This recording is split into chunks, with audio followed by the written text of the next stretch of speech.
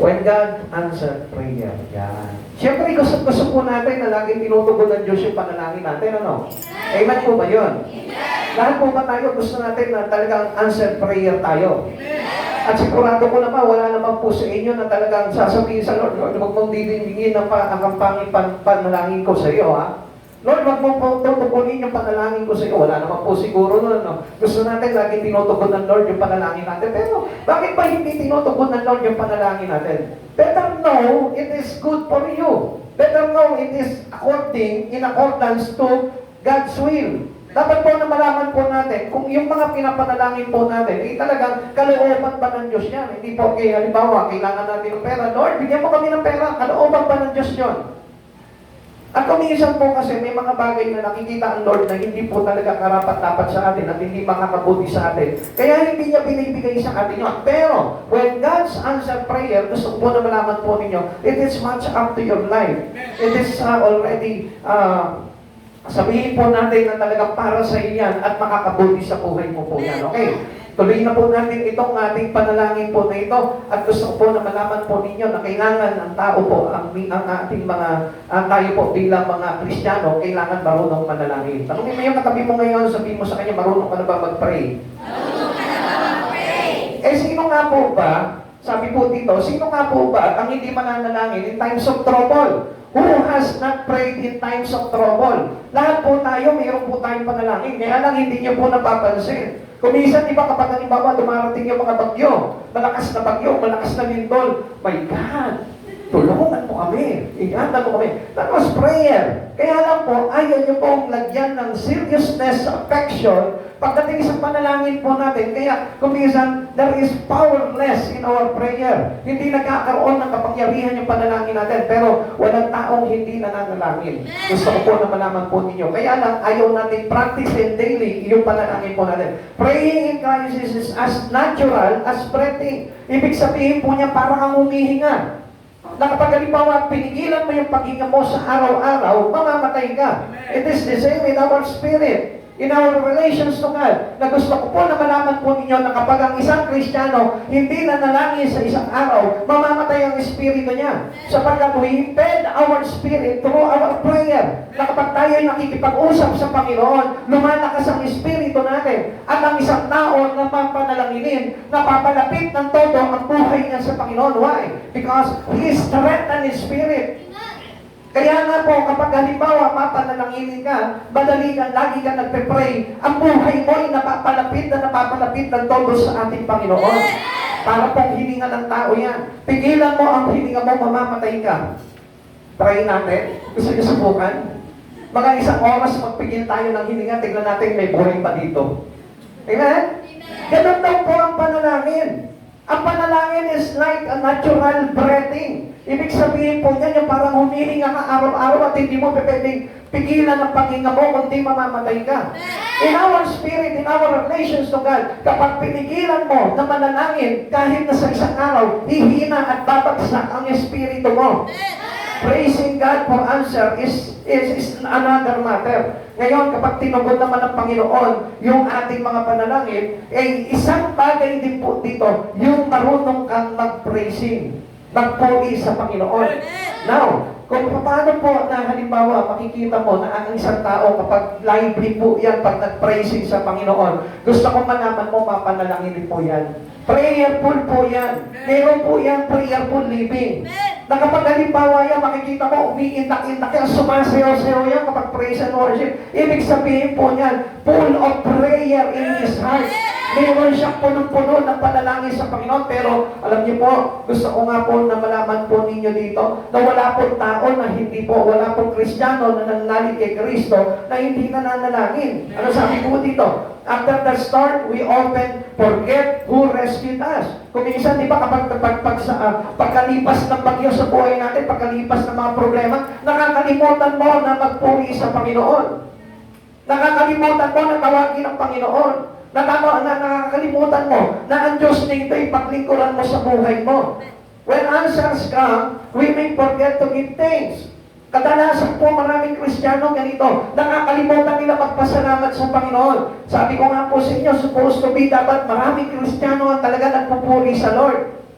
O maraming tao ang nagpupuri sa Panginoon. Bakit? Kasi lagi naman po tinutugon ng Panginoon yung panalangin natin eh. Kaya lang, and obviously, minsan hindi natin napapansin, yun na pala yung pagtugon ng Lord sa panalangin natin.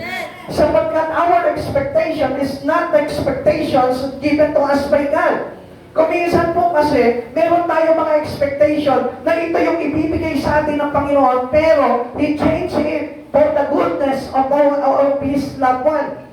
Ibig sabihin po nito, kung ano yung mga kabuti sa mahal ng ating Panginoon, hindi niya papayagan na yung ibibigay niya sa iyo makakapagpahamak. Kaya hindi mo nakikita, ibang bagay yung ibinibigay sa iyo ng Panginoon, instead yung iyong talagang specific na pinapanalangin mo sa Kanya.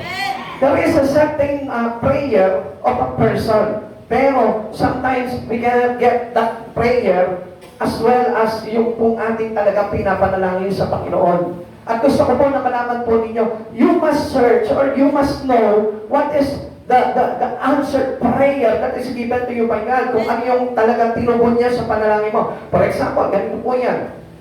Halimbawa, ikaw nanalangin ka, Lord, pagkalooban ko naman ako ng financial.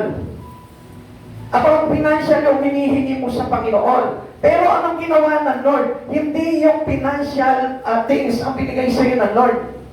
Ano yung binigay sa iyo ng Panginoon? It's either kung saan mo gagamitin yung iyong financial na hinihingi, nagdadirect ang Lord doon sa iyong paggagamitan nun. Example, ganito po yan. Lord, bigyan mo naman ako ng pera para na sa ganun makapagpa-check up ako. Pero ang hindi mo alam, hindi dumating yung pera na hinihingi mo. At ang dumating sa iyo, instant healing. Bakit? Kasi kung bibigyan ka ng pera ng Lord, may nakikita siyang panganib sa paggagamitan mo ng pera.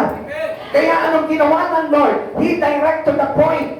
Tumirect na siya doon sa iyong karamdaman. Pinagaling ka niya. Like for example, halimbawa, sinasabi po natin, kumisan, Panginoon, tulungan mo naman po kami, walang pang-enroll yung mga anak ko. Kaya anong ginagawa ng Lord? Instead na tulungan ka financially, anong ginagawa ng Lord? Gumagamit siya ng isang tao ng channel of blessing para na sa gano'n, yun ang tumulong sa iyo.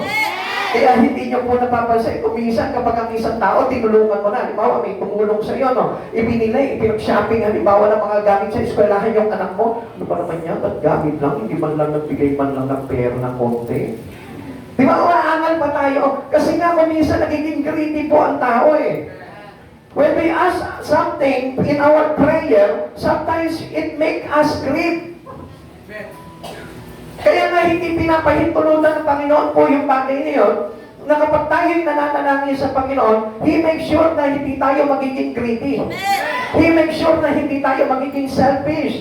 He makes sure na hindi tayo magiging masama doon sa mga pinapanalangin natin. Kaya tinitignan ng Panginoon, sinasala ng Panginoon kung ano yung panalangin mo at tutugon naman siya doon sa panalangin mo, pero not by your own way, not by your life, but He's wanted to be what God wanted you to have. Yung gusto ng Lord yung ibinibigay sa iyo, hindi yung gusto mo. Amen. Kasi alam po ng Lord kasi kung ano yung makakabuti sa akin.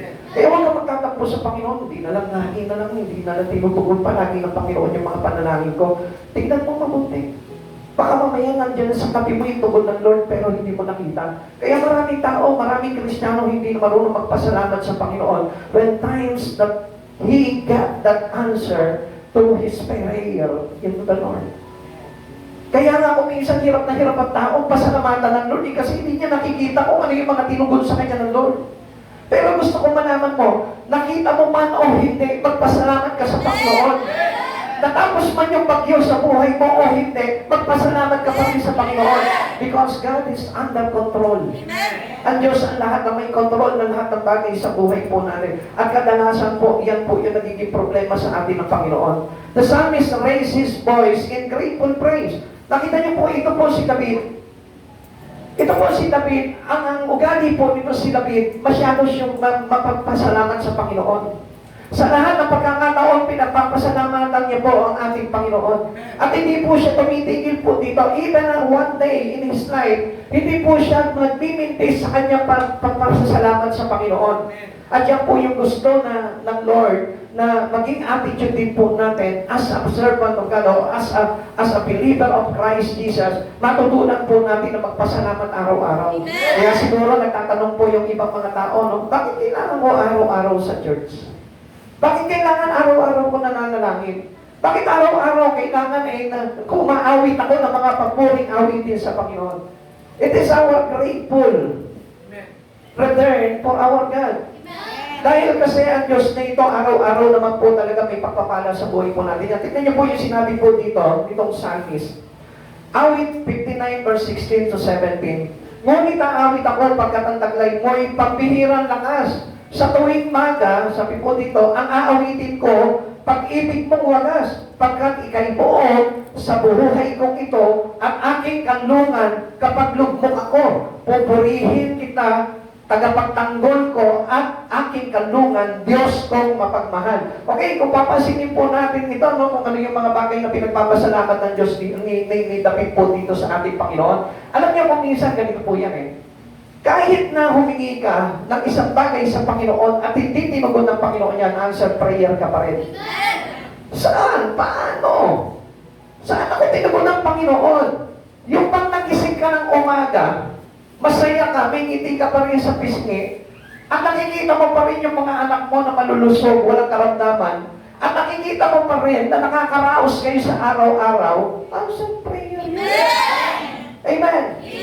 Yung humihinga ka, na walang bumabara sa puso mo, answer prayer pa rin mo.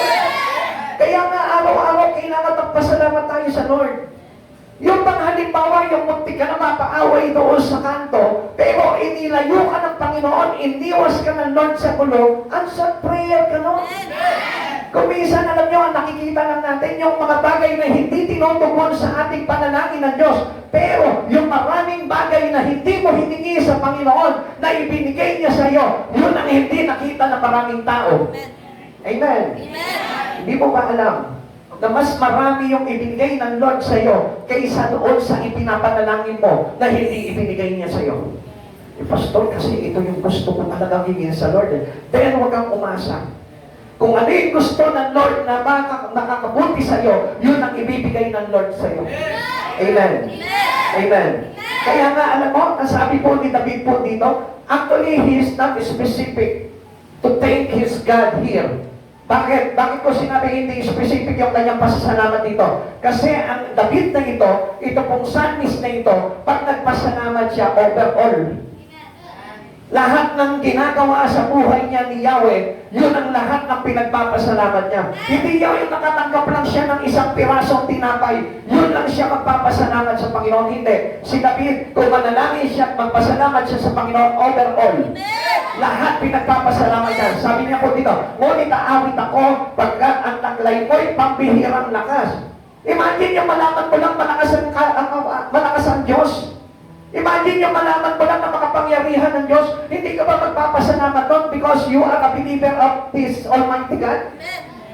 At alam mo na yung kapangyarihan na yung magmamanifest sa buhay mo yun. Amen. Ang sabi niya po dito, sa tuwing maga, ang aawitin ko'y pag-ibig mong wagas.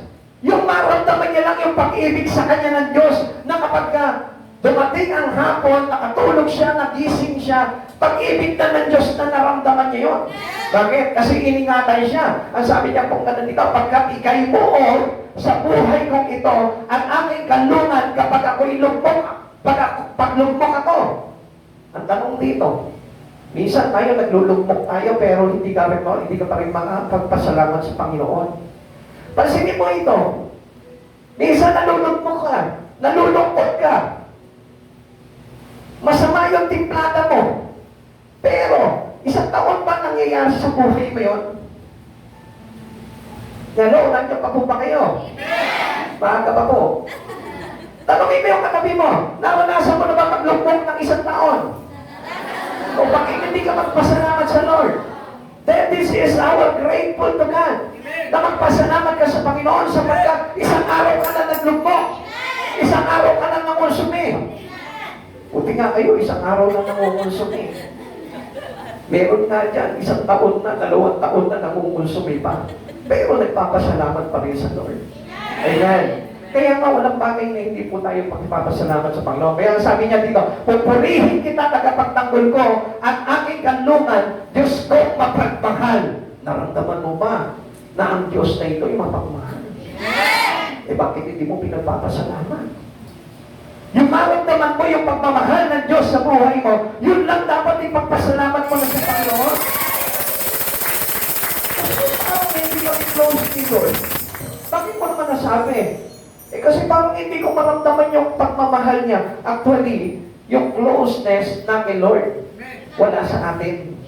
Kaya nga ang problema dito, kaya hindi mo maramdaman yung pag-ibig ng Diyos sa buhay mo, ang layo mo.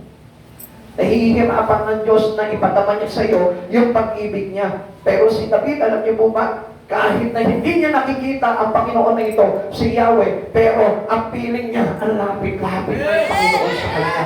Bakit? Kasi every time na mananalangin siya, tuwan-tuwa sa kanya si Yahweh. Kaya nga ang tawag sa kanya ng ating Panginoon, a man after God's own heart. Daman-daman niya kasi yung pag-ibig ni Yahweh. Hindi siya nag-aalinlangan katulad natin. Minsan kapag halimbawa wala ka ng pera sa umaga, nasasabi mo na pinabayaan na yata ako ni Yahweh. Minsan niya nabigo ka lang sa isang bagay sa buhay mo para sinasabi mo hindi na yata ako love ni Yahweh. Pero gusto ko po na malaman mo, ikaw lang nag-iisip nun, pero ang Diyos dito, mahal na mahal ka eh. Kaya lang hindi mo makita yun because ayaw mong buksan yung mata mo. Lagi ka lang nakatingin doon sa specific prayer that you wanted to have in God. Pero hindi mo nakikita yung bagay na hindi mo pinanalangin pero ibigay sa iyo ng Diyos. Amen. Ang dami nun. Hindi mo nakita. Supposed to be, dapat tatamaan ka ng COVID, pero hindi nangyari yun. Bakit? Kahit hindi ka nag-pray sa Lord, akala mo hindi ka iningatan ng Lord. Sino po dito yung hindi tinamaan ng COVID? Noong pandemic? O lahat tayo. Meron ba dito na COVID? O tingnan nyo, wala naman. Pero hindi kayo nagtaas ng kamay kanina. So, ibig sabihin, hindi ka pa rin nagpasalamat sa Panginoon. Hello? Kaya nga po, dito nga po nakikita po yung pagmamahal ng Lord eh. Hindi mo hiniling sa Panginoon, pero iningatan ka niya. This is the love of God for you. At hindi mo nakita kung gaano ka kamahal ng Lord. Ang daming namatay doon sa COVID-19, pero ikaw buhay ka. Hindi mo kamahal ng Diyos. Amen. At tigas pa nga ng ulo mo, hindi ka nagpe-face mask eh. Hindi ka nagpe-face shield. Labas ka pa ng labas kahit naka-quarantine. Pero anong ginawa ng Lord? Iningatan ka, hindi ka pa rin nahawa ng karamdaman. O hindi pa pag-ibig ng Lord yun? Tapos sasabihin mo, hindi na yata pinaparanas sa akin ng Lord yung kanyang pagmamahal. Mahal ka ng Lord. Yung nga kung dinadala ka palagi niya sa church, hindi pa pag-ibig ng Lord yun? Kaysa gusto mo yun, nakatambay ka lang.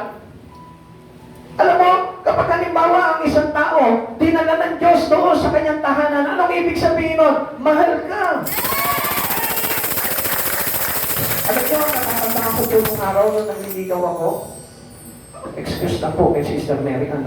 Nung araw, wala pa akong asawa mo, mag-alala, hindi yung may asawa na ako. Okay. Nung araw po nung nanliligaw ako, ang sabi sa akin nung nililigaw ako, kung talagang mahal mo ako, ipapakilala mo ko sa iyong magulang at isasama mo ko sa tahanan niyo. Sabi niya po gano'n sa akin. Eh, hindi ko naman siya ganong lang. Kaya ayoko malaman niya, yung tirahan namin. Yan, ganyan yung ano po ng araw eh. Hindi ko siya ganong feel. Ibig sabihin, di ba? Alam naman natin yung kayo din yan. Kayo dati. May boyfriend nga kayo dati, hindi nyo naman talaga gusto eh. Amen? Oo, ayaw pong aminin dito mga to. Di ba? Ganon po yung, kaya hindi ko siya sinasama sa bahay at hindi ko pinapakilala sa nanay ko kasi hindi ko naman siya gano'n talagang love. Pero nung na-in-love po ako, walang kaabog-abog kahit ayaw niyang sumama sa akin. Ginawa ko, alika dito ka na tumira sa amin. Di ba? Ganon po ang Lord, tingnan niyo po. Ang Lord na ito, hindi ka pinababayaan na tumambay ka lang. Ayaw ng Lord na ito na nato ka na sa labas. Gusto ng Lord na ito, daling ka niya sa tahanan niya. Bakit? Kasi mahal ka ng Diyos na ito. Pero hindi ba dapat answer prayer tayo doon? Natuwang ka lang, pinakita na ng Lord na higit pa yung kanyang pag-ibig sa mga bagay na hinihingi mo. Yun lang hindi natin makita eh. Pero Lord, gusto ko pa rin yumaman ako. Huwag mo na nasahin yun. Kasi pagka yumaman ka at hindi ka looban ng Panginoon, baka mapahamak ka. Okay? His reason for thankfulness. Ano ba yung dahilan niya kung bakit siya nagpapasalamat sa Panginoon? At ito rin po yung dahilan po natin kung bakit kailangan natin magpasalamat sa Panginoon. Tanungin mo muna yung katabi mo, sabihin mo, ready ka ba magpasalamat sa Lord? Ready ka ba magpasalamat? Kaya mo ba maging ugaling magpasalamat sa Lord? Kaya mo ba magpasalamat sa Lord? Yung iba, ayaw pala ta, no? Sabi niya, nakakatamad kasi pastor eh. Kumisa nakakatamad magpunta sa church eh. Kaya nga sabi ko nga po sa inyo, matigay ng bibig para masanay yung mga katawan nyo at hindi po kayo tamarin eh. Alam niyo, habang ginagawa niyo yung mga bagay niyo, nasasanay yung katawan mo. Dati, alam niyo po sa akin, nung araw para sa akin po, nung hindi pa po gano'n nakakakilala sa Panginoon, sumpa sa akin ng Bible study. Pag umaatin ako ng Bible study, kung naman itong istorbo na lang sa buhay ko to. Istorbo sa buhay, wala naman akong ginagawa, nandun lang ako sa barkada ko. Naalala ko, bakit gano'n? Paano naging istorbo sa akin yung Bible study? Paano naging istorbo sa akin yung gawain ng Panginoon?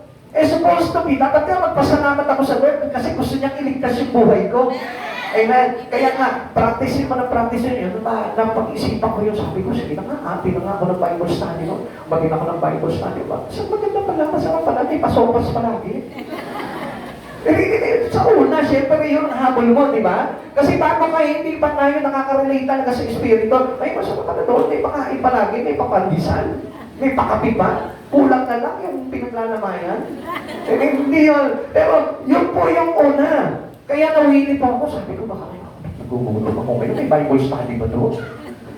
Hanggang sa nasanay na ako noon, hindi ko na hinanap yung pagkain. Ha? Hindi ko na hinanap yung pagkain ngayon. Ano na hinanap ko ngayon? Yung words. Yung pagkain na naririnig ko. Yung pagkain na nagbibigay ng buhay. Yung pagkain na galing sa bibig ni Heso Kristo. Yun na yung hinanap ko. Hanggang sa ako na inagaya sa kanya, sabi ko, mag-church tayo. Sunday, nagulat sila. Ang aga pala, gumising na ako, nag-church na agad ako. Sabi niya, ano may nakain itong taon to? Mamamatay na siguro to. Nag-church na eh. Parang gano'n, ano. Tapos ito na, nung una, excited ako umati doon. Nakakanda ko siya doon sa Bredo Play pa kami umati doon. Kaya sarap doon, malamig din ganito yung aircon. Tapos, medyo matilim pa noon, hindi ka makikita ng pastor. Abay, nasa pasarap ako ng upo. Nakatulog ako. Nung magising ako, tapos na yung service. Sabi ko, masarap pala mag-church. Nakaka-relax. Ayun, hanggang sa dumating, sige, church lang ako ng church. Hanggang sa nabati pa ako noon. Nakatanda ko si Pastor Bong Papulong, Pastor Bong sa akin po, yung pastor po namin noon. Isa lalapitan ako ni Pastor Bong sa akin, naghihilig ako eh. Yes, totoo ko yun, si Pastor Bong. Pag kami nakikita na tutulog yan, ako nilalapitan niya. Tapos ipapakita sa proyekto. Okay, maingay. Buti na lang ako dito, hindi ano. Tatawa yan, ayan, tanongin ko sa nanay ko. Yan. Pati ka yung nanay ko doon, laging tulog din doon.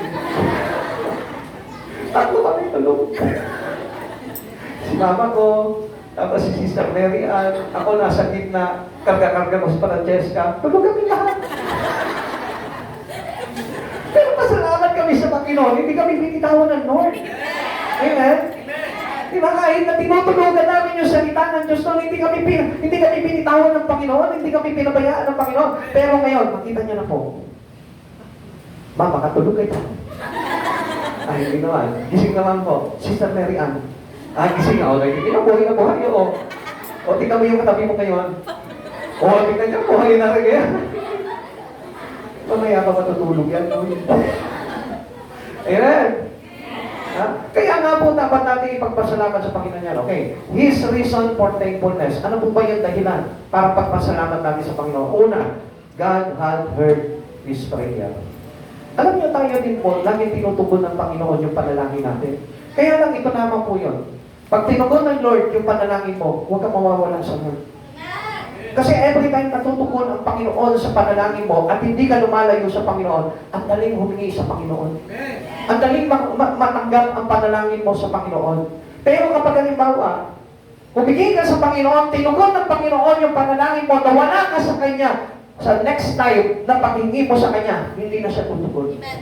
Bakit? Kasi ayaw niya na mawala ka sa Kanya. Ayaw niya na tuluyan malayo yung buhay mo sa Kanya. Kaya gusto ng Panginoon na ito, every time na tutugon siya at maririnig niya yung iyong panalangin, lagi kang sikapin mo sa sarili mo na mas malapit ka sa Panginoon. Mas mapalapit ka ng todo sa Panginoon kapag ikaw ay tinutugon niya sa bawat panalangin. Ang sabi niya po dito, He had heard the voice of my supplication. Ako'y dininig sa aking panawagan, sabi ni David. Kung ikaw ay dinidinig ng ating Panginoon, huwag naman mong iiwanan ng Lord sa buhay mo. Sapagkat magtatampo sa iyo ang Panginoon kapag iniiwan mo siya. Kaya nga napakabuti nitong Panginoon na ito Napakabuti nitong Diyos na ito Na kapag tayo po humihingi sa Kanya, ibinibigay ng Lord. Kaya lang, alam niyo kung minsan kaya hindi binibigay ng Lord talaga yung mga panalangin natin, hindi dinidinig ng Panginoon. Una, bakit? Kasi alam niya, mapapalayo tayo sa Kanya. Ikalawa, bakit? Kasi alam niya na magiging masama tayo. At yun po yung ayaw ng Lord kung bakit hindi niya pinakikinggan yung panalangin natin. Pero, once you receive answered prayer from God, stay in Him. Manatili kang malapit sa Panginoon. Manatili kang magpuri sa Panginoon. Huwag mong bibitawan ng Panginoon para sa ganon. Every time na mananalangin ka sa Kanya, every time na mag-aas ka ng bagay sa Kanya, ang Diyos na ito, madali kang bubuhos sa pagpapalang. Amen. Masabi po dito ng 28:6, si Yahweh ay dapat purihin, dininig niya ang aking mga daing. Kailangan na purihin natin ang Panginoon sa buhay po natin. Lahat ng bagay na dapat natin ipagpasalamat sa Panginoon. This is our proper attitude as a Christians to be full of thanks to God. Yung punong-puno ka ng pasasalamat. Pansinin mo, lumilipas ang isang araw, hindi ka nagpasalamat sa Lord. Lumilipas ang isang linggo, pagdating lang ng linggo, doon ka lang magpapasalamat sa Panginoon. And I tell you, araw-araw nagbe-bless sa buhay mo ang Panginoon. Kaya kailangan daily in your life, you give thanks to Jesus. Lagi ka magbibigay ng pasasalamat palagi sa Panginoon at huwag mong titigilan yung bagay na yan. Yung pag nandun ka na sa bahay mo, magpuri ka lang, umawit ka ng mga papuring awitin, pasasalamat na sa Lord yun. Showing your thankfulness to God. Showing your gratitude to God. At kapag yung mga bagay na yung ginagawa mo, gusto ko malaman mo, ang Diyos lagi pakikinggan ang bawat dalangin mo. He heard the prayer of David. See how personal David is in his praying. Tignan niyo po Ito po kasi si David, ano sabi niya gano'n? Kilala niya si Yahweh personally. At dapat yan din po yung maging attitude po natin na parang kilala mo talaga ang Diyos sa buhay mo. Ang tagal na natin nagja-church pero parang hindi mo pa kilala ang Diyos. Ang tagal na natin po nakakarinig na salita ng Diyos pero parang duda ka pa rin na tutugon sa panalangin mo ang Diyos na ito. Alam na po natin kung minsan kung bakit hindi dinidinig ng Panginoon yung mga panalangin natin. It is about our sin to God. Na kaya kung minsan nagmimintis tayo sa mga pagtanggap ng mga panalangin po natin, kasagutan ng Diyos sa panalangin natin, it is because of our sin. If you separated your life to Jesus, kung lalayo mo yung buhay mo sa Panginoon, it is a sin to God. Hindi tayo pwedeng lumayo sa Panginoon because we know that our salvation is from Him. Alam natin na yung ating kaligtasan ay galing sa Panginoon. Kaya nga ano sabi po dito? Oh Lord, my rock, be not silent to me. Ano sabi po niya po dito? Sapagkat kilala niya po itong si Yahweh na talaga tumutugon sa kanyang mga panalangin. Kaya nga sabi niya po dito, be not silent to me. Huwag kang mananahimik sa aking mga panalangin. Huwag na hindi mo tutugunin ang aking mga panalangin. Parang close na close sila ng Lord, no? Kasi masasabi mo lamang itong bagay nito, Lord, huwag mo namang hayaan, huwag mong pahindian yung panalangin ko. Alam niyo, nasasabi lamang po ng isang tao yan, doon sa kanyang ka-close. Doon sa kanyang ka-personal na kaibigan. Pero subukan mo sabihin niya doon sa hindi mo kakilala at minsan mo lang siya na nakasama. Sabihin mo sa kanya, huwag na huwag kung hindi pagbibigyan. Tingnan mo kung hindi magalit sa iyan. Pero kapag ikaw mayroong kang personal na relasyon and if you are close to Jesus, gusto ko malaman mo, kahit nasabihin mo sa Kanya, Lord, huwag mo kong bibiguin sa mga panalangin ko. Makikita mo, ang Diyos na ito mismo magbibigay sa iyo ng panalangin mo yun. David prays from personal walk with God. Kaya nga alam niyo po kung minsan, yung ating panalangin, it is not about our walking with God. What do I mean here? Minsan nananalangin ka, it's about your own personal. Sarili mo lang. Walang kinalaman sa Lord. Kaya nga ang Diyos na ito, hindi nagbibigay sa atin kapag lalayo ka sa Panginoon. Ayaw niya. Ayaw tugunin ng Lord na ito, yung mga panalangin mo, kapag maglalagay sa iyo, sa paglayo mo sa Panginoon. And later, kapag nalayo ang buhay mo sa Panginoon, gusto kong malaman mo, may tendency na hindi ka napakinggan ng Panginoon sa mga panalangin mo. Amen. Amen. He sees God as His firm foundation. Alam niya na itong Diyos na ito ay matibay talaga na pundasyon sa kanyang mga panalangin. At gusto ko malaman mo, walang panalangin na hindi kayang tugunin ng Diyos sa buhay mo. Basta makita niya lang na you develop your closeness to Jesus. Ayaw niya lang na talaga mahihiwalay ang buhay mo sa Panginoon. Sapagkat lahat ng tumatalikod sa Panginoon, nagagalit ang Diyos. Huwag kang tatalikod sa Panginoon. Kaya nga, sabi niya po sa Jeremiah chapter 17, parurusahan ko ang sino man tumatalikod sa akin.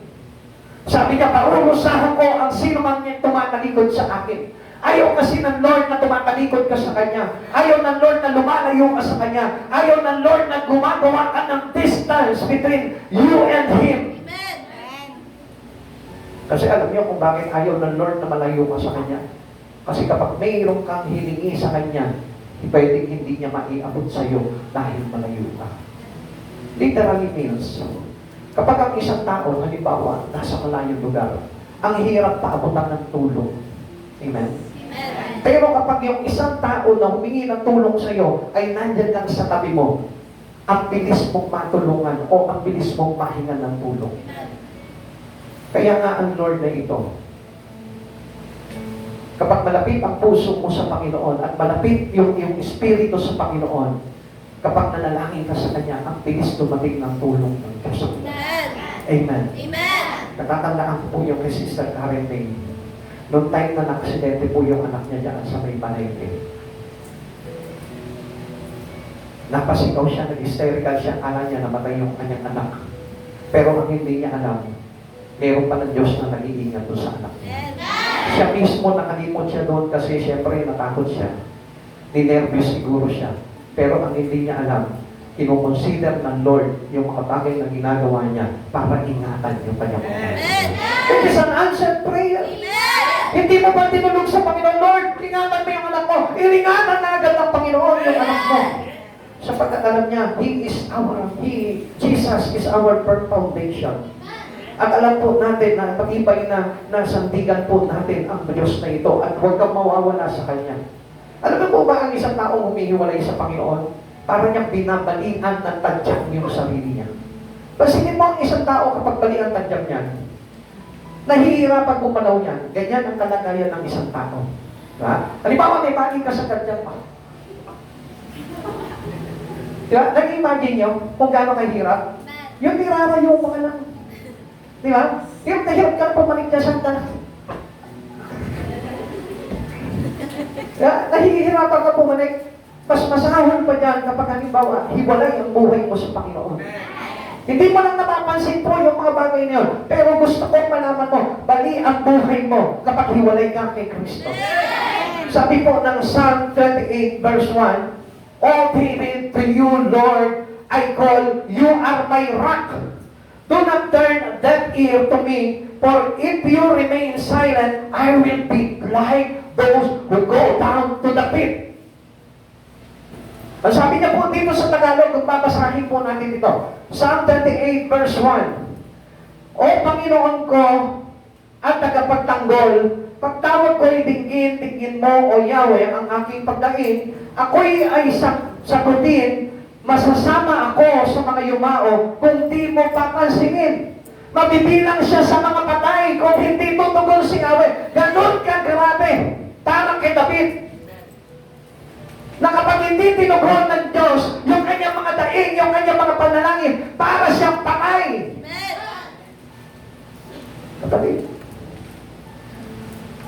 po yung gustong ituro sa atin ng Lord eh. Kung bakit tayo sumasamba sa Panginoon. Why you are here today? Because you ask prayer. Diba? Not only to worship Him, but you're asking something to Him. At alam niyo po ba na yung mapahiwalay ka sa tahanan ng Diyos, para kang napapabilang sa mga patay. And what does God mean here? Alam niyo po ba kung anong ibig sabihin po ng Diyos na ito? Na kapag hindi ka kabilang doon sa mga binuhay ng Diyos, meaning naligtas ng Diyos, para ka na rin patay. Amen. Halimbawa, ikaw. Papayag ka ba? Halimbawa, merong halimbawa. Example lang ha. Merong halimbawa isang tao na matay yung kanyang mahal sa buhay. Papayag ka ba na halimbawa, yung mahal mo sa buhay na namatay na yon, lagi mo katabi doon sa kama mo, sa kwarto mo lang. Papayag ka. Gusto mo yon? Gusto nyo? Pakitaas lang yung kamay. Gusto makita kung merong may gusto nun. Siyempre, wala. Gusto natin, dalhin natin sila sa himlayan nila. Amen. Amen. Kahit mahal ang gastos, di ba? Gusto natin mapalibing sila. Bakit? Kasi hiwalay ang patay sa buhay. Amen. And this is what God means to hear. Ano po ba yung gustong ipaliwanag sa atin ng Lord dito? Na kapag halimbawa, ang buhay mo ay kabilang sa mga patay, ibig sabihin nun, wala na kayo.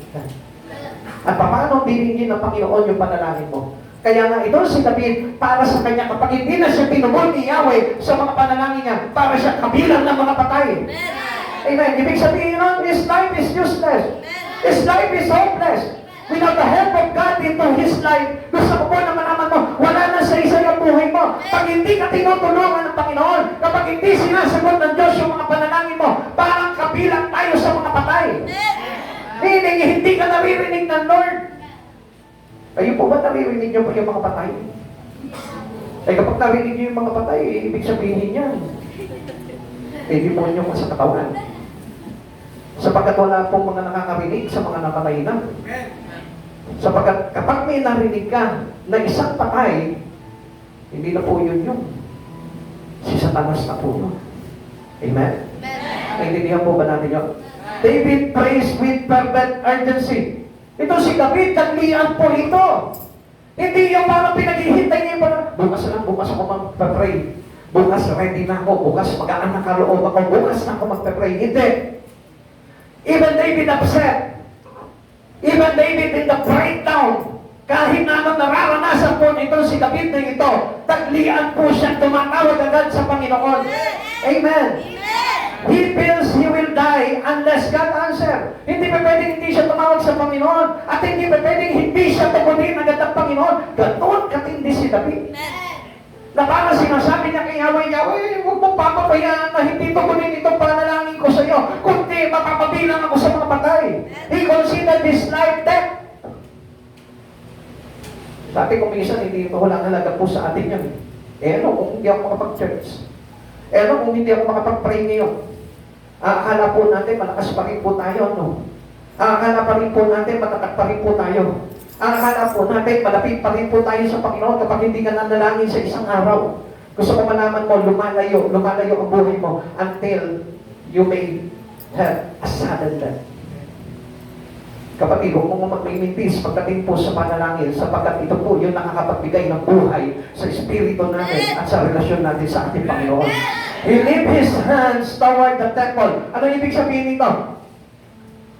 When he lifted his hands toward this temple, ang ibig sabihin po niyan, itinutulak niya yung kanyang espiritu patungo sa tahanan ng Diyos para sambahin ng Diyos na ito.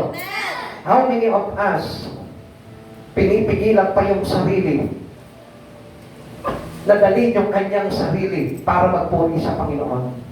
How many of us being avoided his life going to his church? Minsan ganun po tayo eh. Ako, next time na lang ako mag-church, wala namang mangyayari sa buhay ko dyan sa church eh. Pero I want you to know, gusto ko malaman mo na dapat ugaliin mo yung iyong pagsamba sa Panginoon because this is your prayer of gratitude to God. It is a gratitude prayer of a person who loves God. Yan po yung pagsasalamat po natin sa Panginoon eh. Kaya nga kapag halimbawa, hindi ka nagcha-church, ang ibig sabihin niyan, hindi ka marunong magpasalamat sa Panginoon.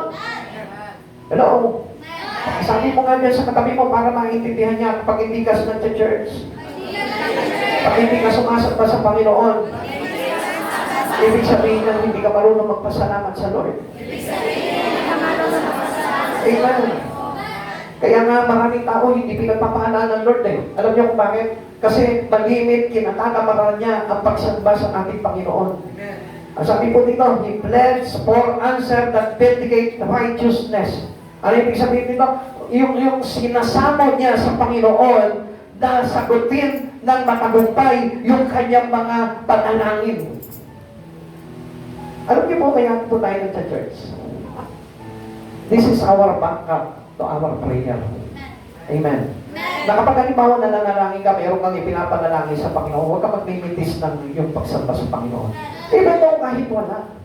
Kahit wala kang pinapanalangin sa Panginoon, huwag ka magmimitis na pagsamba sa Panginoon. Sapagkat alam mo ba yung pagsamba natin sa Panginoon, pagpapatatag ng iyong relasyon sa ating Panginoon sa Panginoon. It is the same with prayer. Na kapag ikaw ay lagi ka sumasamba sa Panginoon, pinatitibay ng Panginoon yung relasyon mo sa Kanya. At yun yung maglalagay sa iyo pagdating ng araw para maligtas ka. Amen. Kaya nga, push yourself towards church. Huwag mo papabayaan na may pumigil sa iyo. Ang ibig sabihin niya, pinapatay ka niyan kapag pinipigilan ka na mag-church.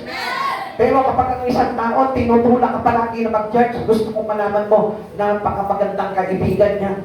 Napaka-totoong kaibigan niyan. O napaka-totoong nagmamahal sa iyo yan, tao na yan, na nagtutulak palagi sa iyo. Mag-church ka, mag-church ka. Sapagkat yan ang naglalagay sa iyo sa buhay kay Heso Cristo. Amen. Kaya wag po natin tatagihan yung mga bagay niyo. Gusto po natin na lagi po tinutugon ng Panginoon yung mga panalangin po natin. Itulak mo palagi yung buhay mo sa kanyang templo. When answers arrive, He gives God's glory. Blessed be the Lord, sabi po ni David. Blessed be the Lord. Purihin ka, Panginoon. Alam niyo po ba, na alam niyo kapag ikaw pinagpapaala ka ng Panginoon, sa mga bagay na pinapanalangin mo, huwag kang pipigil. Kaya lang alam niyo po, minsan pinagpahala ka ng Lord, ano? Tapos bigla ka tumigil. And then later on, nakita mo ma-upset ka. Bakit? Kasi hindi na tumutugon sa panalangin mo ang Panginoon. Kaya ang nangyayari po minsan, bumibigat yung buhay mo. Bakit?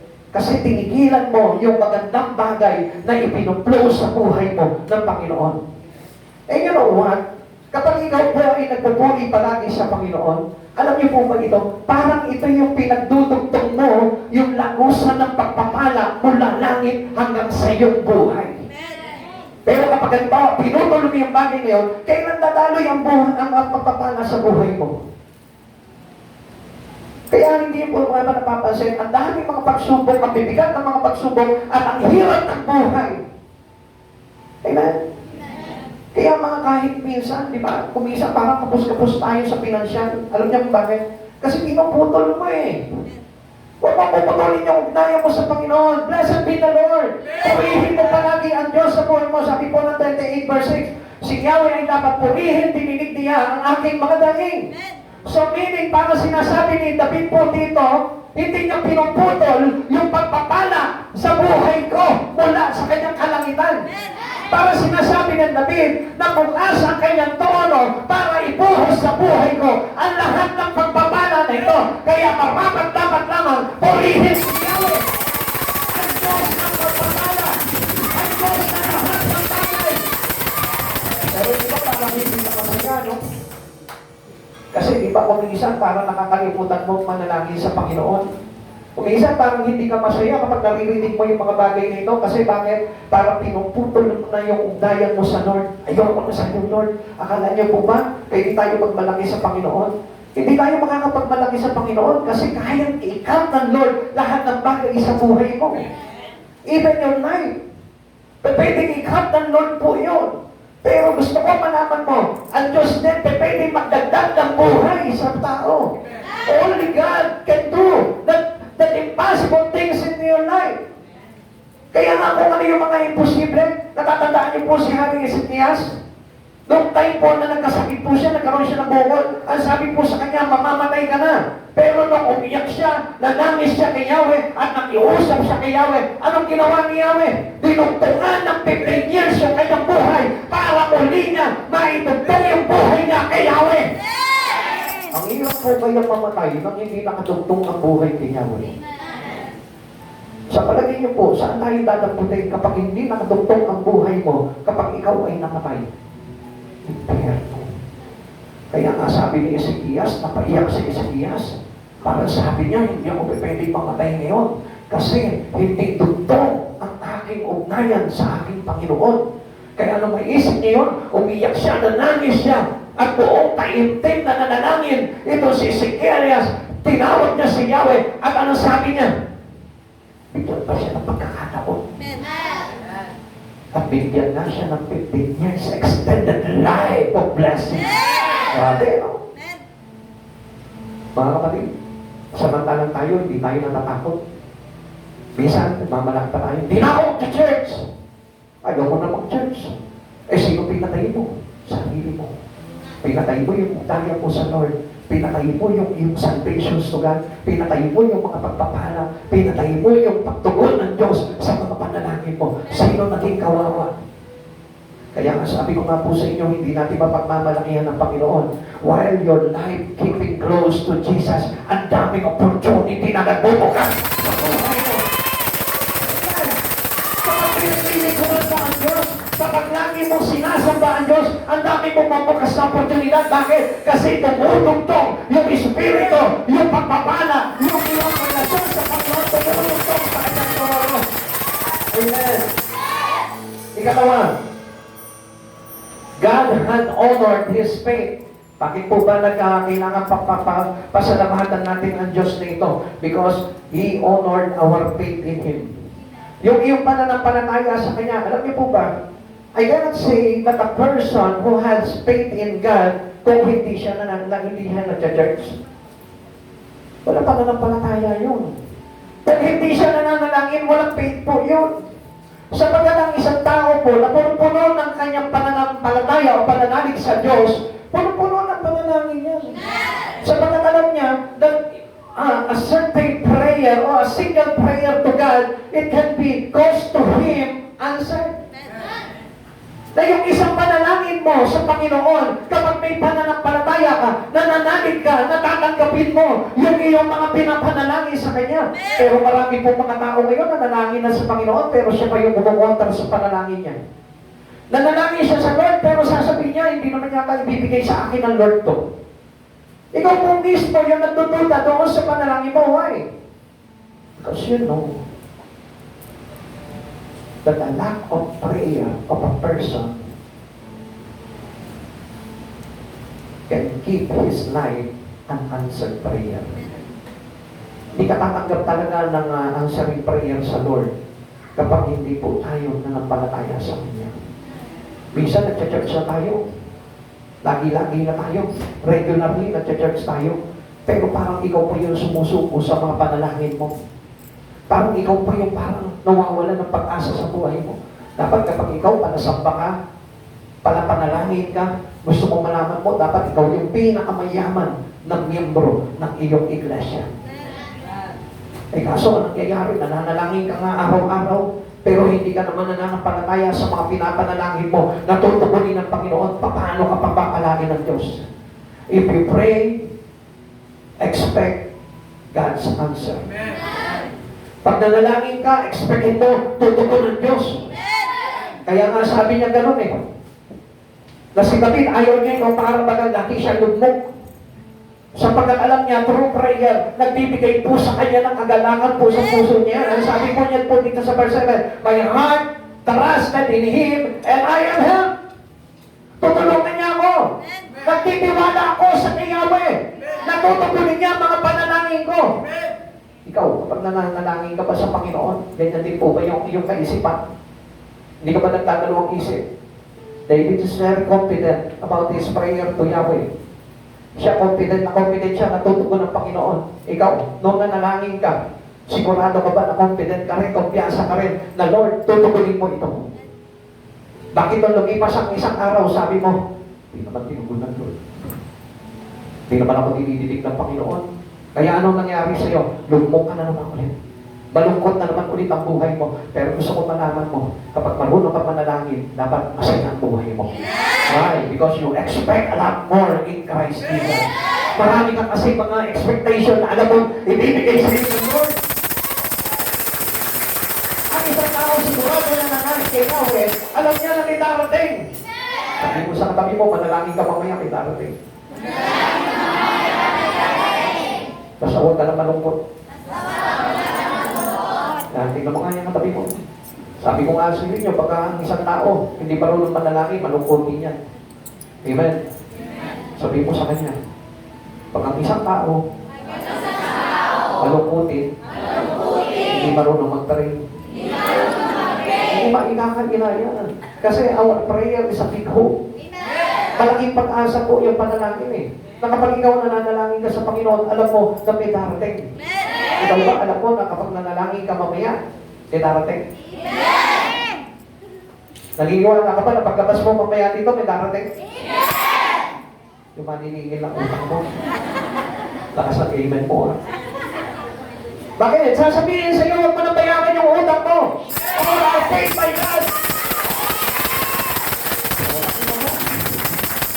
Nakakaming lang ka agad, dahil ba naman yan? Sabi ni Paso, may darating yung pala maniningil ng utang.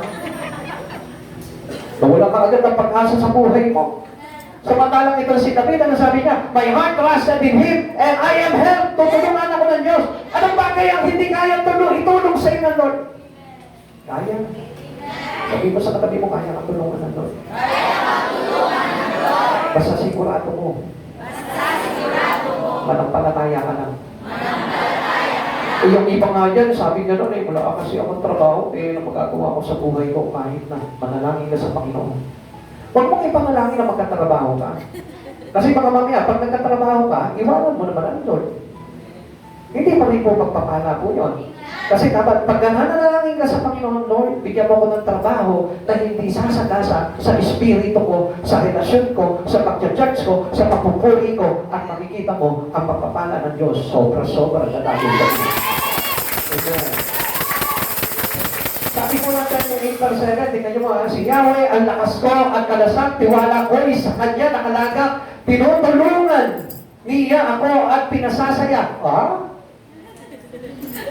Pinasasaya raw? Through His prayer. Kaya nga sabi ko po sa inyo, kapag ikaw mapanalangin ka, masayahin kang tao. O tingnan mo yung katabi mo, hindi marunong manalangin. Tingnan mo yung katabi mo, alam ko po, ibig sabihin, hindi marunong manalangin yan. Ang sabi niya po gano'n, tinutulungan niya ako at pinasasaya sa awiti, pinasasalamatan ko siya. Tanongin mo nga yung katabi mo, bulong mo lang ha. Marunong ka bang kumanta? Yung papuri sa Diyos ha. Baka mamaya yung kanta mo, iba pa rin eh. Kaya hindi sumasaya ang buhay natin eh. Kasi nga ayaw natin magbalik palagi ng pasasalamat sa Panginoon. At alam natin ang Diyos na ito. Lakas at kalasag natin. At ang tiwala dapat nasa Kanya para na sa ganon, yung tulong niya at tayo ay Kanyang mapasayahin. O tignan mo ngayon yung katabi mo. Nako, nabalaan na. Parang tala sa silangan. Nababalaag ang kalungkutan. Hello? Sige, tignan mo ulit yung katabi mo para mawala yung kanyang lungkot. Ngayon, pag malungkot siya, sabihin mo gano'n sa kanya, ito ang payo mo sa'yo. Mamaya pag uwi mo, isang daang beses kang manalangin. Naku, hirap no? Pastor, isang beses nga lang, ang hirap na eh, para sumaya ka.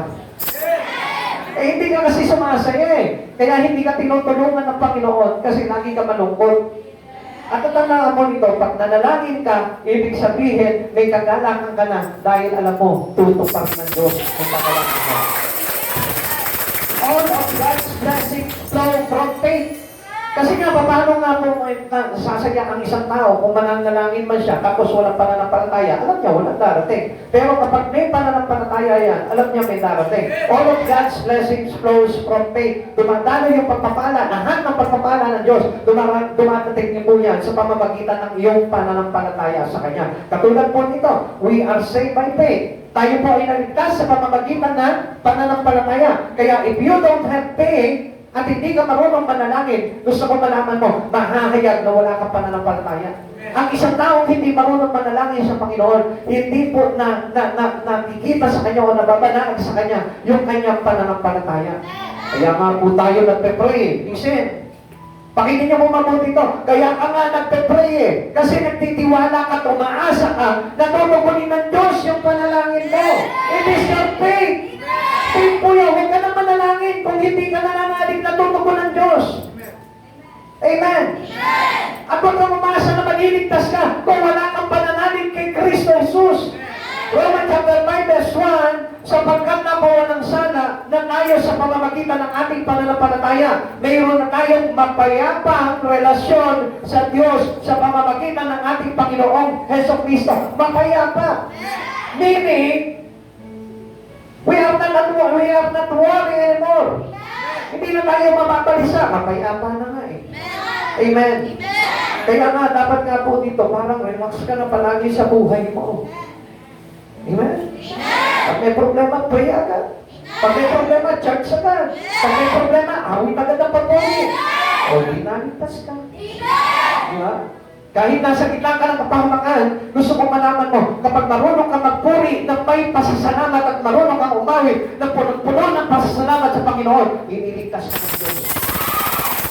We are saved by faith. Dapat na tayo na mabuhay sa pananampalataya. Romans chapter 1 verse 17, sapagkat ipinakita ng magandang balita kung paano ginawang matuwid ng Diyos ang isang tao. At ito ay sa pamamagitan ng pananampalataya buhat sa simula hanggang sa wakas. Tulad na sinasabi ng kasulatan, ang itinuturing na katuwid ng Diyos sa pamamagitan ng pananampalataya ay mabubuhay. How can we be saved? Kung wala po tayo pananampalataya, how can we be saved? Kung hindi po tayo marunong manalangin sa Lord, how can we be saved? Kung hindi tayo marunong sumamba sa Panginoon, ang lahat ng bagay na ito ay pinapapalooban ng pananampalataya sa Diyos. Kaya ka nagcha-church sapagkat sumasampalataya ka sa Diyos. Kaya ka nananalangin dahil sumasampalataya ka kay Jesus. Kaya ka nagbabasa ng Biblia, nakikinig ng salita ng Diyos sapagkat nananampalataya ka sa Diyos. At yung pananampalataya na yon ang maglalagay sa iyo para ikaw ay mabuhay pagdating ng araw. It makes us saved. Yun ang magtutulong ng kaligtasan sa buhay po natin. Kaya huwag ka nang maglulungkot, huwag ka nang malulungkot kapag mayroon ka mga pagsubok na pinagdaraanan sa buhay. Instead, manalangin ka sa Panginoon, mag-church ka, sumamba ka, maglingkod ka sa Panginoon, makikita mo ang Diyos ang tutugon sa lahat ng mga problema mo. Amen. We are to pray in faith. Kapag mananalangin ka, dapat may pananampalataya. Amen. It is impossible to please God without faith. Hindi po tayo pwede makapagpuri, hindi tayo pwede makapanalangin kung wala tayong sangkap ng pananampalataya. Santiago chapter 1 verse 6, subalit ang humihingi ay dapat magtiwala sa Diyos at huwag mag-aalinlangan. Never doubt. Sabi mo sa katabi mo, huwag kang mag-aalinlangan. Sabi mo sa kanya, zero ka man ngayon. Zero ha, hindi sino. Zero ka man ngayon, pag nanalangin ka, daig mo pa ang may 100. Amen? Amen? Ano po sabi sa atin ng Panginoon? You will receive 100 folds of blessing. Ano ka lang sa Panginoon? Kaya na, alam mo ba? Hindi lang sapat ang basta mananalangin ka at mananampalataya ka. Naiban mo ng gawa. Pag sinabi ni Pastor, bibig service, umatid ka, makikita mo pagpapalagi ka ng Panginoon pag umatid ka. Pero kapag hindi ka umatid, ibig sabihin niya, doubtful ka, walang tutukod sa mga panalangin mo. If you have faith, kailangan, you must do an action. Nakipan mo ng gawa yung iyong pananampalataya. Amen. Amen. Kasi ang pananampalataya ng tao, baliktad eh. Minsan, Lord, magpapray ka sa Lord, ano? Magpapray ka, Lord, bigyan mo ng trabaho. Ay, kailangan ito. Maghanap ako ng trabaho. Kailangan araw-araw ito. Pag nagtrabaho ko, sisipagan ko mabuti. Kahit Sunday, papasok ako para na sa ganun. Pagkita ko, pinagpala ako ng Diyos. No way. Hindi yun ang pagpapala ng Lord. Hindi yun yung action na kailangan ng Lord. Ano po ba yung action na kailangan ng Panginoon po sa atin? Please always do action. Lalaki pa mo palagi yung pananampalataya mo ng gawa. At ang gawa na ito na hinihingi sa atin sa Panginoon, yung hindi ka na mawawala sa panalangin mo. Listen, yung hindi ka mawawala sa panalangin mo, yung hindi ka mawawala sa paglilingkod mo, yung hindi ka mawawala sa pagpupuri mo, yung hindi ka mawawala sa pakikinig na salita ng Diyos, yung hindi ka mawawala sa alituntunin ng Panginoon, yung hindi ka mawawala into the God's will. Yun yung gawa na kailangan ilakip mo sa pananampalataya mo. Halimbawa, nanampalataya ka sa Panginoon, Lord, nanampalataya ako na kapag ako'y nag-church ngayon, pagpapalain mo ang buhay ko, may action. Bakit? Where is that action? Yung pag-church mo. Hindi ba yung halimbawa, Lord, nananampalataya ako na kahit hindi ako mag-church ngayon, pagpapalain mo ang buhay ko? Never. There is no action. Lord, kapag hindi ako nag-pray, alam ko, pagpapalain mo pa rin ako. No action. You cannot receive answered prayer. Dapat, kapag nananampalataya ka sa Panginoon, Lord, nananampalataya ako. Once na ipinag-pray ko itong problema kong ito, Lord, sasagot ka. May action. Ano yung action? Prayer. Amen. Lord, nananampalataya ako na kapag ako, nag-akay ako ng mga kapitbahay ko, dinala ko sa church, pagpapalain mo ang buhay ko. Pagpapalain ng Lord yun. Bakit? May action. Nag-akay ka ng kaluluwa, nag-soul win ka. Amen. Always keep two actions to your faith.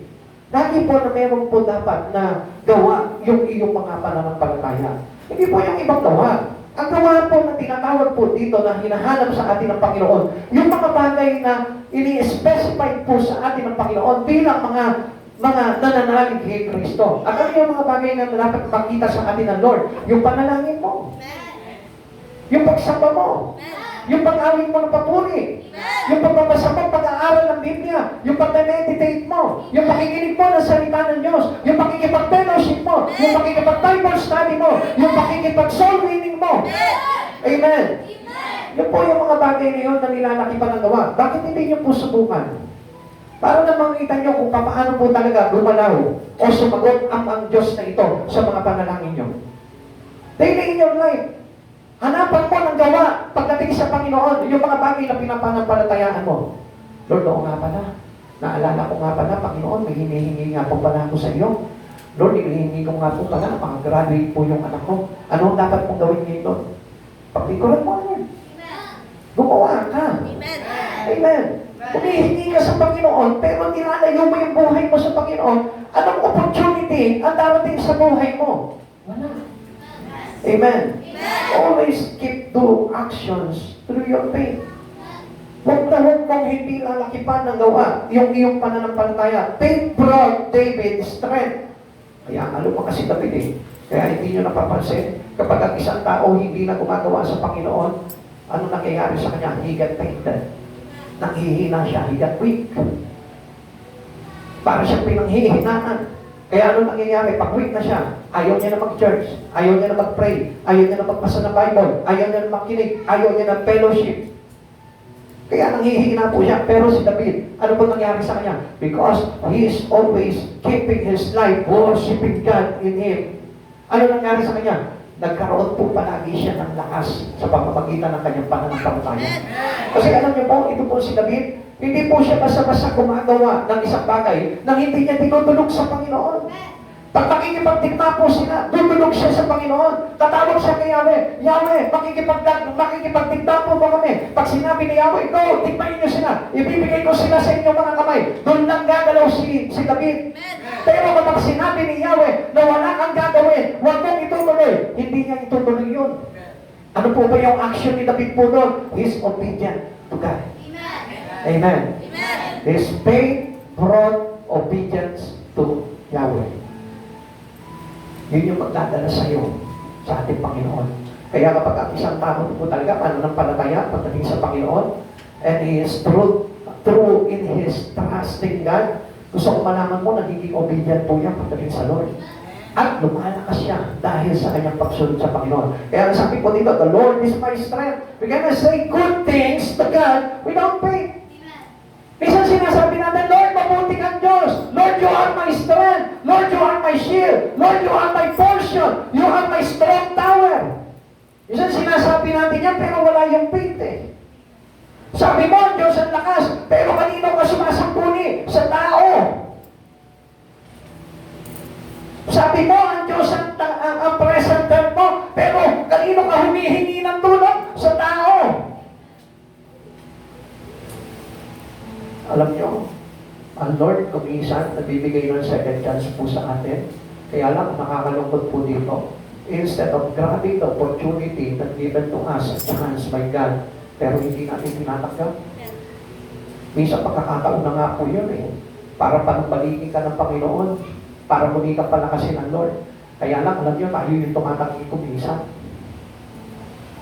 Minsan may tumawag po sa akin, sabi niya gano'n, Pastor, maaari po ba kami makasamba po muli? Sabi ko po, wala namang pamipigil sa inyo eh. Kasi ang Lord, laging welcome po tayo pag gusto natin sumamba ng likuran ng Panginoon sa buhay natin. Kaya lang ang problema, sila mismo napipigilan nila yung sarili nila. Pero alam niyo po ba, kapag inarap nila yung opportunity nila yun at pinaglingkuran po muli nila ang Panginoon sa buhay nila, gusto ko malaman mo, ang daming magagandang opportunity bumuhos sa buhay natin. Because a given chance of God has a given opportunity to any person who receive it. Pag tinanggap mo yung bagay na yun, ang daming bubukas na oportunidad sa buhay mo. Faith brought David protection. Yung pananampalataya na yun, yun nag-iingat kay David. Kaya nga, nakita niyo po yun, kahit gising po siya ni Saul, natandaan niyo po yun, nung hinahabol siya ni Saul, at ito si Saul ay nagsama pa ng 3,000 magigiting na kawal. Imagine that? Only David, si David lamang yung kanilang sinutugis. Hinahanting nila si David, pero ito si Saul. Anong ginawa niya? Nagsama po siya ng 3,000 mga magigiting na mandirigmang kawal. Pero ano nangyari? Natakipon ba nila si David? Hindi. Iningatan Yahweh si David. Because of his faith. Ikaw kahit saan ka dumaan, kahit ang tapakan mo ay mga leon, ahas na babagsik, hindi ka maano sa mga serpiente, leon mo babagis. Natatandaan niyo po ba yun? Sapagkat ang pag-iingat ni Yahweh, siya po yung magliligtas sa atin. Because He is our shield. Kaya gusto ko malaman mo, wala kang dapat na ikatakot eh. Kapag kasama mo ang Panginoon, hindi ka matatakot. Natatakot ka magutom dahil wala kang pera. Gusto ko malaman mo, ang Diyos ang magpapakain sa iyo. God still honor faith, so why are we worried? Bakit po tayo mababalisa? Kung talagang meron po tayo pananampalataya, at alam natin na pinararangalan ng Diyos ang isang tao na may pananampalataya, let us stop trembling and start trusting God. Yun po yung dapat natin gawin. Halimbawa, bagsak ang buhay mo ngayon. Listen. Halimbawa, bagsak ang buhay mo ngayon. Start trembling. Gawin mo kung ano yung nararapan. Lumapit ka sa Panginoon, magtiwala ka sa Panginoon. Balik mo kung ano yung relasyon mo sa Panginoon. At makikita mo isang araw, binabangon ka ng Diyos sa anumang problema sa buhay mo. Ikatlo, God had helped him. Nagpapasalamat po ito si David kay Yahweh sapagkat alam niyo po ba, lagi siyang tinutugon ng tulong ng ating Panginoon. Ang sabi niya, I am helped. Lagi akong tinutulungan ng Diyos. Tayo. Lagi naman tayong tinutulungan ng Diyos eh. Kaya lang, we did not keep it into our shell. Hindi natin po ito laging pinapractice na isigaw. God help me! Yung pagtulong ng Panginoon, lagi po nasa atin po yan. Sabi po ng 28 verse 7, si Yahweh ang lakas ko at kalasang tiwala ko sa Kanya nakalagak. Tinutulungan niya ako at pinasasa niya. Sa awiti, pinasasalamatan ko siya. Every day, the believer may say, I am helped.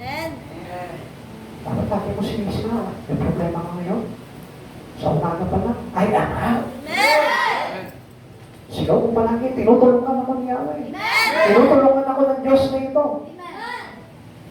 Minsan, alam nyo, nauuna sa atin, instead of praise, what? Our murmur, our complaint. Baga pa lang nagko-complain na tayo. Baga pa lang dumadahin ka na. Baga pa lang nagre-reklamo ka na sa Panginoon. Instead of praising God, isigaw mo sa iyong awitin, that God help me. That God I am help. Sa umaga pa lang, tumayo ka doon sa harapan ng bahay mo. Taas mo yung dalawang kamay mo at sabihin mo sa Kanya, Lord, I am help. Tinutulungan mo ako. Sa anumang kalagayan mo sa buhay nito, Lord, ikaw yung tulong mo. You are my present help. Ang problema tayo lahat. We are under our congregation. At alam niyo po ba, itong congregation natin is Jesus Christ, our present help. Bakit ka ngayon natatakot? Bakit ka ngayon nangangamba na walang tutulong sa iyo? Any moment, kapag nanalangin ka sa Panginoon, may tulong na darating. Amen. Paano mo ba masasabi that I am help? Give Him praise. Give Him praise. Daily in your life, pagkagising mo pa lang sa umaga, magpuri ka na sa Panginoon. Awitan mo na agad ang Diyos. Pagkagising sa umaga, naaalala ka. Sasabihin Ang puso mo na makapiling ka, umaawit, sumasamba, nagpapuri sa'yo. Naghihintay ng kausap mo. See how we praise in the Lord. Ang sabi po ng Isaiah, ako isa sa inyo, huwag kang matakot. Ako ang inyong Diyos, hindi ka dapat mangamba. Palalakasin kita, tutulungan, iingatan at iniligtas. Lahat na may galit sa iyo ay mapapaya. Sen, ganda mo.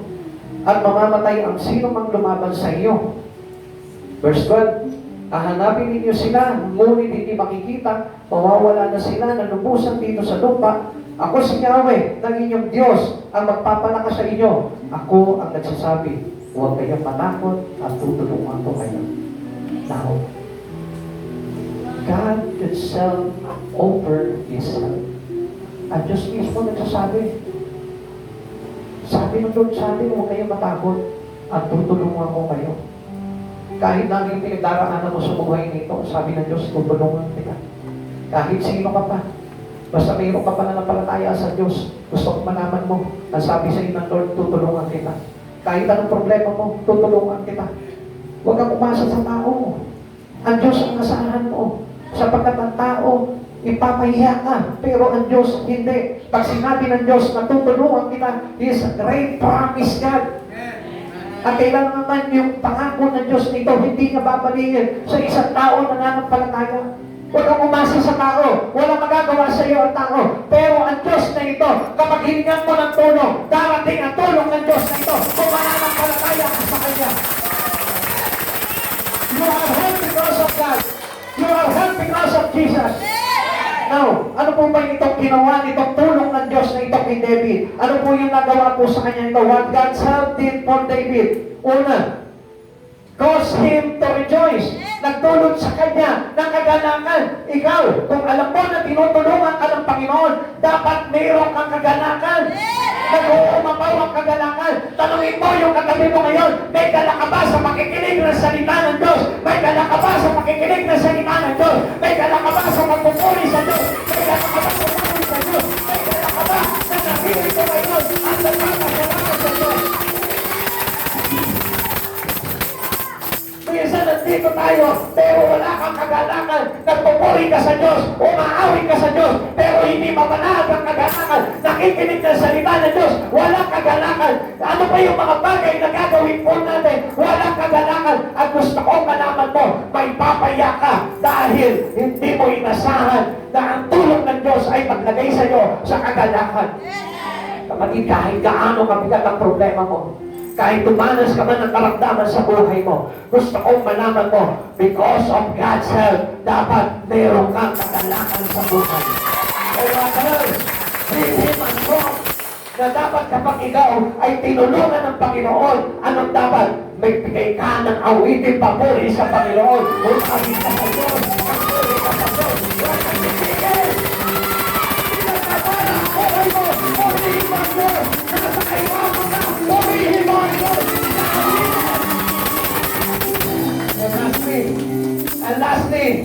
And lastly, gusto kong malaman mo na kapag ikaw tinulungan ka ng Diyos, anong dapat? Build his heart with praise. Hindi ka natitigil na magpuri sa Panginoon. Hindi ka natitigil na magpuri sa Panginoon. Hindi ka natitigil na magpuri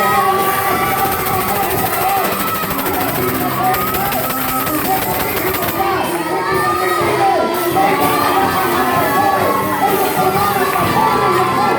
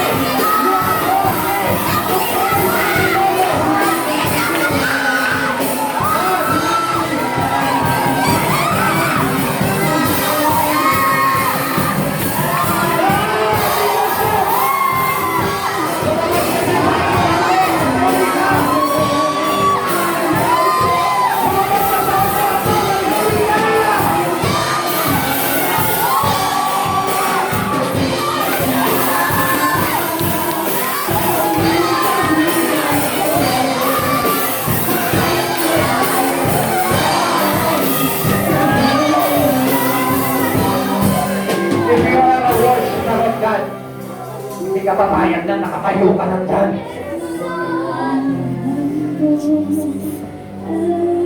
Kung talaga marunong ka magpasalamat sa Panginoon, papayag ka ba na nakatayo ka lamang dyan?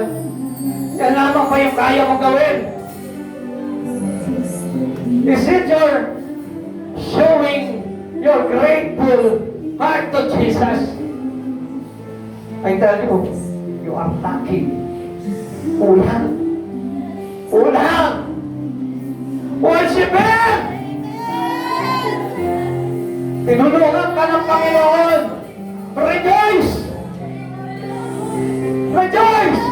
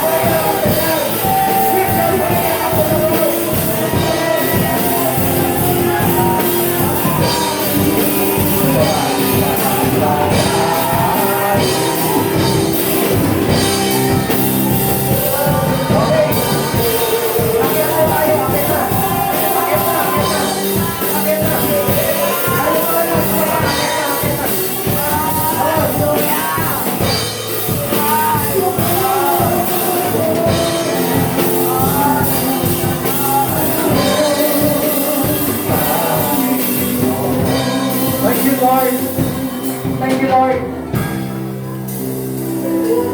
Pwede ba marinig ng Panginoon ni Yahweh ang pasasalamat mo? Pwede ba sabihin mo sa Kanya ng buong puso, Lord, pinasasalamatan kita. Sabihin mo sa Kanya, Lord, pinasasalamatan kita. Ulitin mo sa Kanya. Come on. Just close your eyes. Just close your eyes and feel the presence of God. Come on. Sabihin mo sa Kanya, Lord, pinasasalamatan kita. Panginoon Jesus, salamat sa iyo. Sa pagtatanggol, sa pagpapala, sa pagpapagaling, sa lahat ng bagay na ginawa mo sa aming buhay. Pinasasalamatan ka namin sa aming pamilya, sa lahat ng miyembro. Pinasasalamatan ka namin, Yahweh. Kaya mo na sa oras na ito, iuugol namin sa iyo ang aming pagsambang wagas at ang aming pananampalataya sa iyo ng katapatan. Salamat sa iyo, Yahweh. May akda ng aming buhay sa iyo ito. At walang ibang nagmamayari nito. Puso't isip ko, ibibigay lang ang Panginoon. Dance with the Spirit. Dance with the Lord. Come on, sige, come on. Sige, sayawan mo siya sa Espiritu. Sayawan mo siya sa Espiritu.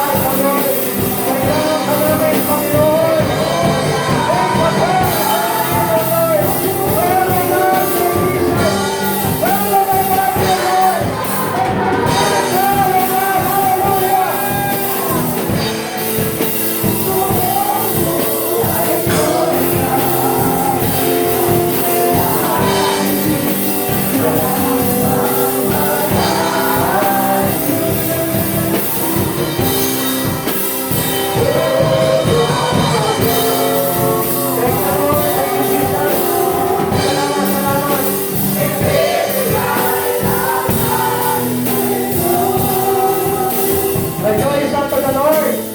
I say amen. Rejoice!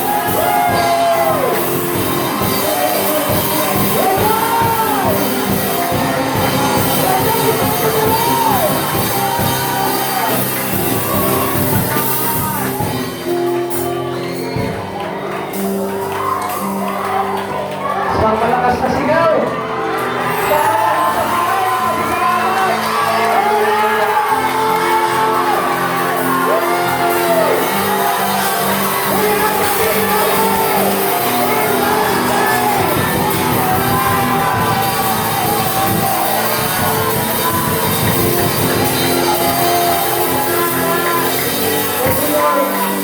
Thank you, Jesus. Maraming salamat, Panginoon, sa oras na ito, Lord. Muli po, Panginoon, sinamahan mo kami sa lugar na ito, O God. Panginoon, di man namin alam kung ano yung gagawin namin, Lord, pero Ikaw, Diyos, Panginoon, nalalaman ko na nag-lead sa bawat isa, O God. Sabi mo, Panginoon, if we leave our prayer in you, Lord, you will be answered. At naniniwala ako, Panginoon, walang bagay na ipinanalangin ng iyong mga anak na narito, Lord, na hindi mo narinig. Narinig mo na ito, Panginoon. At soon, O God, umaasa kami, Panginoon, na may katugunan sa lahat ng mga panalangin namin, Panginoon.